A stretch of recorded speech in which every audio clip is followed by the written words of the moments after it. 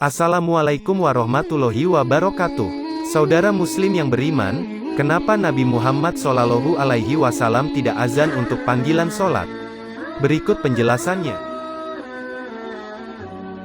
Sebelum lanjut, jangan lupa like, share, subscribe video ini dan jangan lupa nyalakan tombol notifikasi, supaya tidak ketinggalan video-video terbaru dan channel dakwah ini semakin berkembang.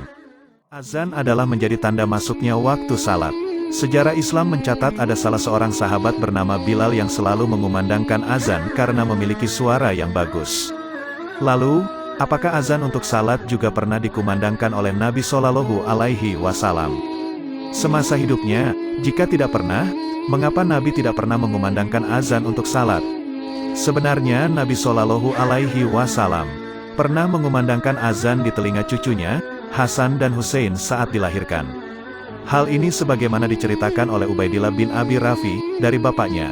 Ia berkata, saya melihat Rasulullah Shallallahu Alaihi Wasallam mengazani telinganya Hasan bin Ali ketika dilahirkan oleh Fatimah sama seperti azan untuk salat. Hadis riwayat At-Tirmidzi, namun, belum ada keterangan atau riwayat yang menyebutkan bahwa Rasulullah Shallallahu Alaihi Wasallam pernah azan untuk salat selama hidupnya. Hal ini sebagaimana telah dijelaskan oleh para ulama fikih ketika menerangkan lebih utama mana antara azan atau menjadi imam.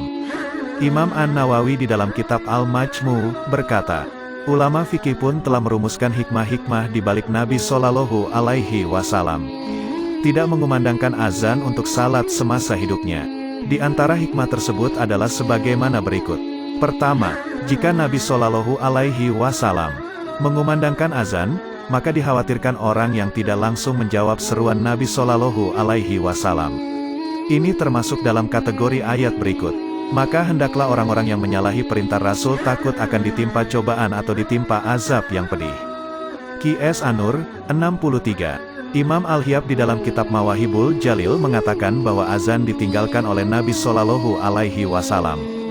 Karena jika Nabi SAW mengatakan hayya 'alas salah dan umat Islam tidak segera melaksanakan, maka mereka pun akan disiksa berdasarkan surah An-Nur ayat 63 tersebut. Kedua, Nabi Shallallahu Alaihi Wasallam adalah penyeru, dai, maka tidak boleh bersaksi atas dirinya sendiri, yakni ketika mengucapkan asyhadu anna Muhammadan Rasulullah. Ketiga, jika Nabi Shallallahu Alaihi Wasallam mengumandangkan azan dan sampai pada lafaz asyhadu anna Muhammadan Rasulullah, maka di sana seakan ada pemahaman bahwa ada nabi selain dirinya. Keempat, azan itu yang tahu pertama kali lafaznya adalah di dalam mimpi sahabat Nabi SAW, yakni Abdullah bin Zaid. Bukan di dalam mimpi Nabi Shallallahu Alaihi Wasallam sendiri. Oleh karena itu, beliau mewakilkan kepada selain beliau untuk mengumandangkan azan. Kelima, kesibukan dan sempitnya waktu Nabi SAW untuk bisa mengumandangkan azan salat. Hal ini sebagaimana diterangkan oleh Imam Al-Bahuti dari mazhab Hanbali di dalam kitabnya Kasiful Kana. Beliau berkata, sungguh Nabi Muhammad Shallallahu Alaihi Wasallam dan para khalifah setelahnya tidak berkuasa, berkesempatan, mengumandangkan azan, salat, adalah karena sempitnya waktu mereka untuk melaksanakan hal itu. Demikianlah alasan mengapa Nabi Muhammad Shallallahu Alaihi Wasallam tidak pernah mengumandangkan azan untuk salat selama hidupnya. Wa Allahu alam bisawab.